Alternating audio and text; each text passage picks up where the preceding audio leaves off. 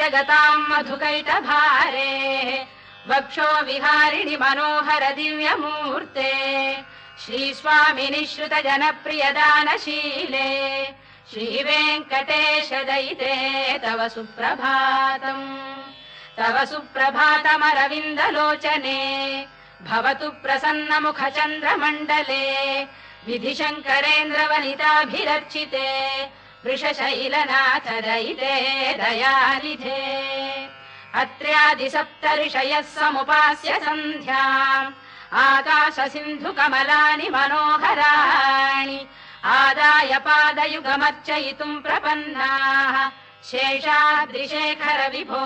तव सुप्रभातम् पञ्चाननाब्ज भव षण्मुख वासवाद्याः त्रैविक्रमादिचरितम् विबुधास्तु वन्ति भाषापतिः पठति वासर शुद्धिमारा